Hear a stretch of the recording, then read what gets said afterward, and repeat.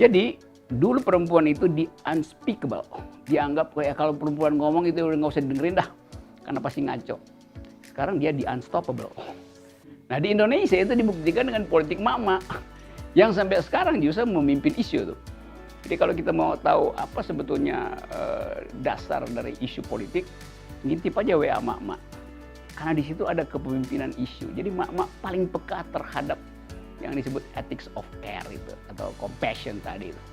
Laki-laki tidak dididik dengan ethics of care karena dia nggak ngerti membagi keadilan dari awal. Karena dia nggak tahu apa artinya rahim. Nah, politik yang berbasis rahim sebetulnya adalah dasar dari keadilan sosial. Jadi, kembalikan kepemimpinan itu pada perempuan dan jangan hambat dia untuk menghasilkan keadilan.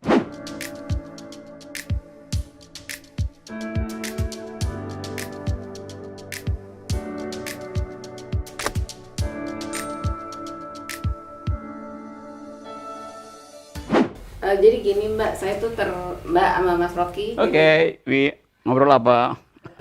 Oh nih. Saya tuh terkesan sama pemimpin Selandia, Jacinda Ardern. Jadi dia itu adalah salah satu pemimpin wanita di dunia yang termuda. Jadi usianya tuh belum sampai 40 tahun sekarang ini. 39 tahun. Kemudian dia juga salah satu pemimpin wanita yang melahirkan pada saat dia memimpin. Satu lagi Benazir Bhutto, ya. Nah, si Jacinda Ardern ini dia pada saat dia melahirkan 6 minggu kemudian dia harus ke Toronto, Kanada untuk menghadiri KTT.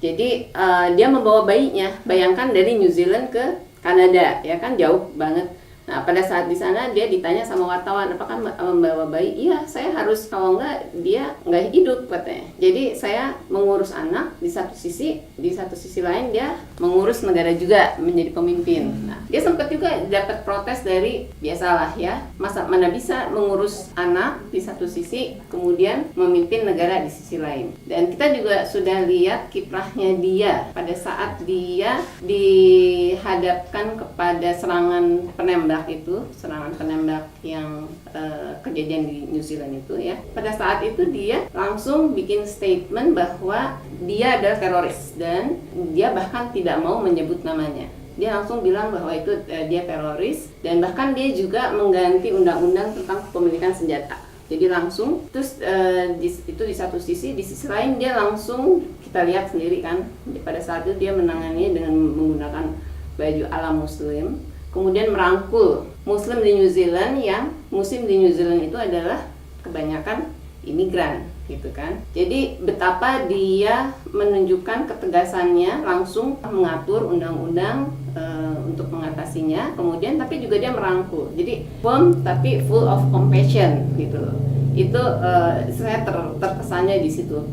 Kalau kita lihat lagi kalau Jerman, Angela Merkel sama juga firm tapi compassionnya kayaknya beda ya, karena dia harus memimpin Jerman. Terus sama satu lagi kalau kita bandingkan dengan Trump Amerika agak ya kita tahu lah ya Messi atau gimana ya.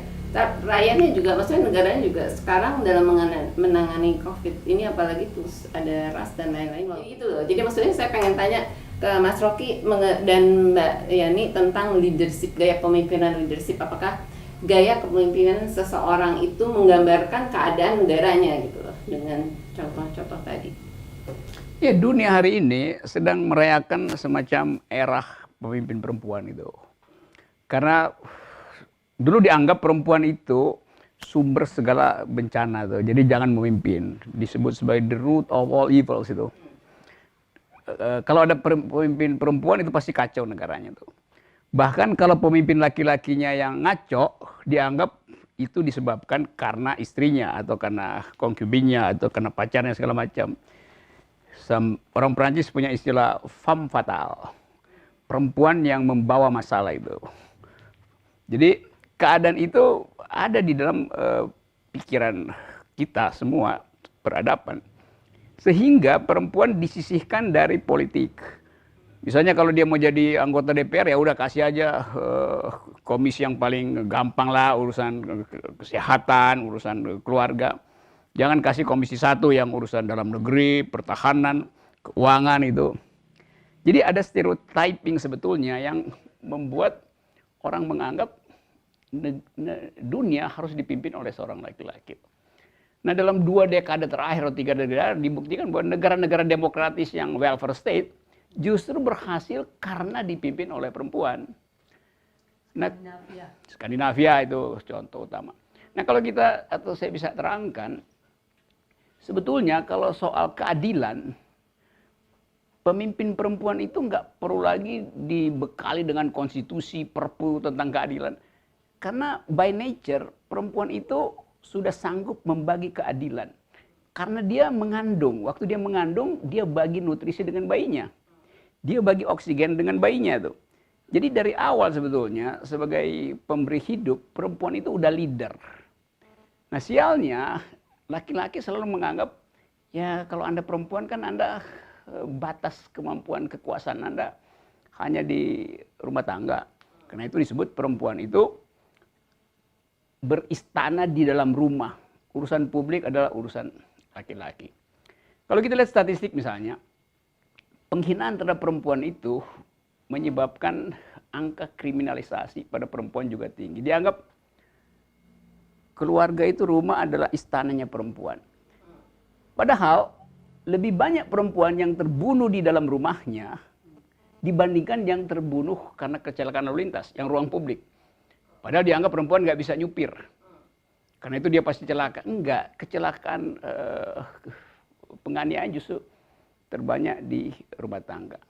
Entah karena soal kecil misalnya suaminya telat pulang, ditanyain marah-marah, digamparin bininya. Atau ada seorang laki-laki di kamar kos pacarnya, hamili pacarnya, minta dikawini, dia marah, dibunuh di situ kan tuh. Selama COVID ini juga banyak betul peristiwa itu kan. Kekerasan dalam rumah tangga. Kekerasan dalam rumah tangga. Nah, itu akhirnya sekarang kita mengerti bahwa ada sebetulnya kecemburuan laki-laki terhadap sukses perempuan. Apalagi di dalam politik hari-hari ini dengan beberapa contoh tadi. Jadi dulu perempuan itu di unspeakable, dianggap kayak kalau perempuan ngomong itu udah nggak usah dengerin dah, karena pasti ngaco. Sekarang dia di unstoppable. Nah, di Indonesia itu dibuktikan dengan politik mama yang sampai sekarang justru memimpin isu tuh. Jadi kalau kita mau tahu apa sebetulnya dasar dari isu politik, ngintip aja WA mak-mak. Karena di situ ada kepemimpinan isu. Jadi mak-mak paling peka terhadap yang disebut ethics of care itu atau compassion tadi itu. Laki-laki tidak dididik dengan ethics of care karena dia nggak ngerti membagi keadilan dari awal. Karena dia nggak tahu apa artinya rahim. Nah, politik yang berbasis rahim sebetulnya adalah dasar dari keadilan sosial. Jadi kembalikan kepemimpinan itu pada perempuan dan jangan hambat dia untuk menghasilkan keadilan. Karena dia yang paling tahu tentang distribusi keadilan. Nah, karena itu mesti ada kesempatan yang terbuka luas sebagai pemimpin perempuan, mulai dari tingkat ketua Kadin, ketua pengusaha pribumi, sampai HIPI, sampai politisi kawakan. Nah, potensi itu ada di kita Indonesia. Nah, itu bab 1 dulu ya. Bab 1 dulu. Ya ini nih ada seorang pemimpin perempuan ketua HIPI, Himpunan Oh iya. Indonesia. Saya lihat begini, kalau tadi yang digambarkan sama Mbak Bibi, sebenarnya buat saya ya, saya nggak ngeliat itu sesuatu yang asing di kita. Cuma masalahnya tidak dipublish aja dengan baik, gitu. Dalam artian misalnya gini, di pengusaha yang saya geluti, gitu. Di dunia usaha itu perempuan sangat memimpin. Kalau kita lihat misalnya gerakan pengusaha-pengusaha kecil menengah, itu dimotori oleh perempuan. Penelitian membuktikan bahwa 60% pengusaha UKM itu owned or managed by women. Oh, yes. Jadi That's good. 60 dimiliki ditambah 20% lagi or managed gitu loh. Jadi kan jumlahnya cukup besar. Cuma kan balik lagi karena ini male dominated gitu, sehingga itu nggak muncul. Yang diceritakan, saya melahirkan anak pertama itu bangun pabrik genteng. Saya bawa itu anak, saya taruh di hotel. habis ngelihat habis pabrik dibangun, saya nyusuin, saya kembali lagi. Dan itu biasa. Saya salah satu. Yang lucunya waktu pas anak kedua lahir, saya baru diangkat jadi hakim pajak. Jadi hakim pajak, ada masa orientasi pendidikan pada saat itu. Anak saya udah waktunya minum susu, nggak minum susu, suami saya nyusuin. Kan anaknya nangis terus gitu loh. Jadi artinya itu sesuatu yang biasa gitu. Ya. Sebenarnya perempuan tuh punya potensi kalau saja tidak dihalangi. Persoalan perempuan di Indonesia, coba lihat sekarang, statistik bicara. Orang-orang cerdas di sekolah-sekolah sampai perguruan tinggi, itu 7 dari 10 perempuan yang pintar-pintar. Nah, cuma kita terhambat pada saat setelah kita merit, mulai usia produktivitas, hamil, punya anak, menyusui. Kenapa? Karena dunia kerja kita tidak memfasilitasi itu. Misalnya ada ruang untuk menyusui, membolehkan part time gitu loh. Karena soal kemiskinan dan sebagainya. Kalau yang profesional, sehingga dia agak terhambat untuk karirnya. Nah, kalau di dunia usaha itu biasa nyusuin sambil gendong anak, lihat di pasar. Pasar-pasar becek. Bawa anak, nyusuin dulu terus jualan. Bawa anaknya ikutan di sebelah. Warung-warung di pengusaha-pengusaha kecil menengah itu jadi masalah biasa.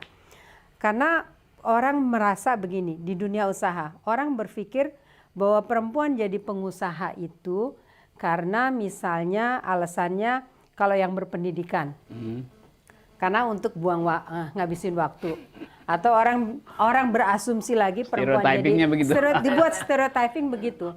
Tapi hasil penelitian menyatakan kebalikannya, bahwa 75% perempuan berusaha karena kebutuhan. Nah, ini yang orang nggak paham gitu, kan kasihan. Nah, penelitian di dunia menyatakan bahwa negara itu akan jauh lebih makmur jika dia memberikan peluang yang luas kepada perempuan. Gitu. Dan mendidik anak buat perempuan itu, mendidik seorang perempuan itu mendidik satu generasi. Pasti kan ilmunya akan ditularkan ke anaknya. Kalau bapak kan enggak, asik sendirian aja buat dirinya sendiri. Terus ngasih uang. Kenapa saya selalu bilang BLT kasih ke perempuan? Pasti yang dibeli pertama dulu untuk kebutuhan anaknya, sekolahan atau untuk basic need-nya, kesehatan. Kasih bapak-bapak ngerokok dulu, sisanya baru kasih ke istri. Habis ngerokok bayar kafe dulu. Bayar kafe. Kalau yang menengah, kalau yang itu ngopi dulu. Undang teman, bikin apa segala macam. Nah, ini yang nggak difahami gitu loh, tentang realita soal posisi perempuan di Indonesia. Nah, saya nggak melihat perempuan itu punya kekurangan. Kalau ini teman-teman di kalangan dunia usaha aja, saya ngobrol sama teman-teman saya yang bule gitu, yang dari Eropa, dari Amerika. Mereka kalau nyari, mereka lebih suka mau cari partner sama perempuan Indonesia. Jauh lebih rajin daripada laki-laki dan jauh lebih dipercaya. Jadi ada yang citra positif yang terbangun dengan baik gitu loh. Dan memang betul sensitivitasnya ada. Sebenarnya bukan hal yang aneh. Nah, orang sering karena memang kalau di kita ya, penelitian saya tuh, saya pernah lakukan tuh perempuan-perempuan berusaha, saya lakukan di Jawa, di Manado, di Bali, yang agamanya beda. Saya pikir ini faktor agama. Banyak perempuan, saya mengajarkan perempuan kalau jadi pengusaha, you daftarin atas nama sendiri, jangan pakai nama suami. Terus banyak yang menolak. Yang menolak, saya gali lebih jauh, bukan soal agama. Karena itu kejadian di Manado, yang agamanya Kristen. Itu kejadian juga di Bali, yang agamanya Hindu, dan di Jawa, yang mayoritas Islam. Jadi ada persoalan culture gitu loh, pemahaman culture yang perempuan itu kalau di Bali ditanya, ibu usahanya apa, terutama di generasi-generasi yang tua ya, generasi muda jauh lebih terbuka karena culture-nya kan udah mix gitu. Saya cuma bantu suami gitu. Dia nggak bilang ini usaha saya, padahal suaminya main sabung ayam, dia yang mimpin, dia yang segala macam. Nah, emang kita punya persoalan di situ. Saya kira di politik juga. Di politik perempuan kalau dikasih kesempatan pasti akan lebih lebih bagus caring tadi ya. Yep. Udah terbiasa kan? Bayangin 9 bulan mengandung, masih ngurusin suami juga. Di Indonesia tuh perempuan punya aktivitas itu double burden loh. Jangan dianggap luxurious. Karena di satu sisi kita masih dituntut untuk ngurusin suami, ngurusin anak, tapi urusan ini harus tetap sempurna. Belum lagi ada bapak-bapak yang bilang di balik perempuan yang sukses ada suami yang stres. Kan dibalik suami yang susah, perempuan yang hebat. Masih ada orang yang Ya, berpikir memang. seperti itu gitu. Kenapa? Karena saya ngelihat apa? Ketidaksiapan kaum laki-laki gitu untuk ada perubahan culture ini. Jadi perubahan nggak siap laki-laki kalau perempuannya lebih maju atau perempuannya setara. Padahal perkawinan apa sih? Nggak selalu kan istri harus lebih rendah dari suami, lebih miskin dari suami. Kalau dua-duanya cocok, setuju, boleh-boleh aja. Nggak ada masalah kan? Jadi culture matters. Culture, saya lihat di Indonesia tuh persoalannya culture. Dan mudah-mudahan di generasi-generasi yang sekarang ini, saya lihat sih itu ada perubahan gitu loh. Kalau saya lihat agama nggak ada, mau agama Islam, sejarahnya Siti Hadijah, Nabi Muhammad itu kerja sama Siti Hadijah, kan gitu. Dan dia seorang eksportir, pedagang yang ulung, Sukses. sukses. Kemudian mau kita lihat perempuan yang mimpin perang, perempuan yang mimpin negara, Islam yang mayoritas di Indonesia ada gitu. Cuma ini ketidaksiapan kaum laki-laki, saya lihat. Oke, saya bikin refleksi dulu ya. Nggak, artinya lebih ke culture Ya, gitu. tahu ya. Kemudian ini di-exploit. Nah, Pak Ustadznya laki-laki. Jadi ayat-ayat yang keluar, ayat-ayat yang menguntungkan dirinya sendiri gitu. Mungkin pendetanya juga begitu, pecalangnya juga begitu gitu. Jadi saya kira ini harusnya kalau kita mau maju gitu, ya semuanya harus merefleksi diri gitu. Sebenarnya saya lihat itu enggak lah, saya nggak ngelihat itu sebenarnya. Selain culture juga mungkin kalau saya lihatnya mungkin nggak semua kan laki-laki seperti itu menerima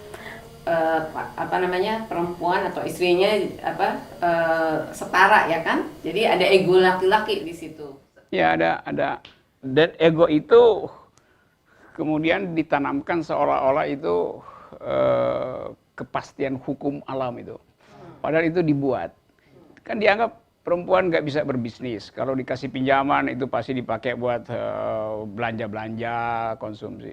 Padahal kalau kita lihat sebaliknya membuktikan. Ya, bahkan dibuktikan oleh Grameen Bank, Muhammad Yunus, yang memperlihatkan bahwa kredit pada perempuan 99% kembali itu. Pada laki-laki justru sebaliknya tuh.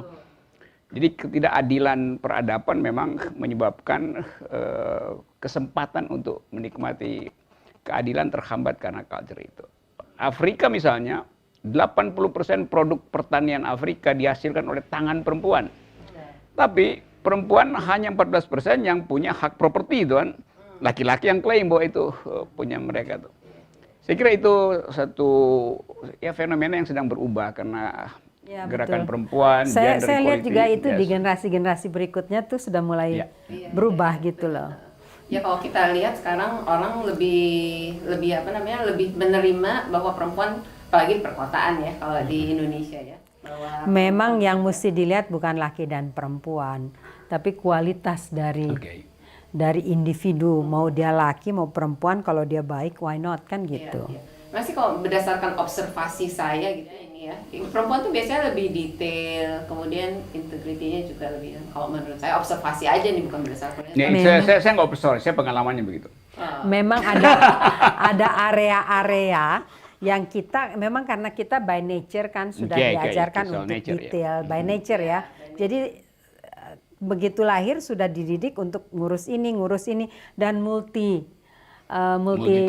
multitasking kan gitu. Laki-laki kan biasa sejurus gitu. Kalau kita kan memang by nature sudah dilatih itu gitu. Cuma kalau istilah sekarang laki-laki itu linear doang, kalau perempuan extraordinary. Betul. Thank you. Extraordinary. Yeah. Cuma memang harus dikasih peluang, mesti diciptakan untuk di Indonesia gitu. Case-nya mesti diciptakan, mesti kasih di peluang yang lebih banyak lagi. Gitu, mesti ada positif diskriminasi lah. Ya, Karena positive discrimination, yes. kondisi Affirmative yang action. ini affirmative action gitu loh. Buat perempuan-perempuan gitu. Di kampung jangan kita berpikir perempuan di kota lebih maju, perempuan di kampung in a way. Wah, itu luar biasa sumbangannya terhadap ekonomi, terhadap pendidikan. Saya lihat itu dulu ibu-ibu PKK itu soal kesehatan di puskesmas zaman dulu. Nah, ibu-ibu PKK inilah yang maju ke depan, yang mengedukasi supaya generasi berikutnya jauh pemberian ASI, ngasih tahu soal sekolah dan sebagainya. Itu kan kepemimpinan informal juga yang dilakukan. Yang kadang-kala tangan pemerintah tuh nggak nyampe untuk melakukan yang seperti itu. Justru kadang-kala tangan pemerintah nyampe dengan efek yang terbalik. Misalnya ada kabupaten, kabupaten dengan APBD yang bagian yang disebut pengeluaran rutinnya lebih besar daripada pengeluaran sosial, pembangunan belanja. Padahal yang sosial ini itu punya multiplier effect. Multiplier effect dalam soal sanitasi, ekonomi keluarga segala macam tuh. Nah, kita harus bongkar kenapa jadi begitu tuh. Jadi kalau misalnya dianalisis mengapa di satu kabupaten tingkat kematian ibu dan anak naik, infeksi pada perempuan yang melahirkan tinggi sekali itu. Kita bisa lihat distribusi anggaran di APBD dan mau tahu siapa yang bikin anggaran itu? Pasti laki-laki itu. Karena nanti anggaran itu lebih memihak pada pembelian atau dana. Kalau bupatinya punya motor gede, itu Pertamax-nya dipakai, anggaran buat beli Pertamax lebih banyak daripada anggaran buat beli antibiotik di puskesmas. Sehingga kalau ibunya meninggal karena infeksi, itu bukan disebabkan karena bakteri, tapi karena dana antibiotik dipakai untuk Pertamax motor gede si bupati. Jadi kita lihat bagaimana APBD itu tidak memihak pada kesehatan reproduksi perempuan. Dan itu akan menyebabkan panjang itu. Jadi itu yang menerangkan kenapa stunting di Indonesia sekarang tinggi. Itu masih ada 9 juta anak yang mengalami stunting. Karena dana sosial tidak dianggarkan melalui perspektif perempuan, tapi justru berpihak pada memang kalau laki-laki. Mestinya kalau kita mau bicara soal gender sensitif gender, anggarannya tidak sensitif gender. Anggarannya tidak sensitif gender gitu. Lihat aja, kalau kita mau lihat misalnya pemerintah concern terhadap masalah perempuan, buktinya apa? Kan harus dituangkan dalam bentuk anggaran gitu. Anggarannya bisa nggak? Mungkin anggaran yang paling kecil anggarannya Kementerian Perempuan. Pemberdayaan perempuan. Lagi pasti.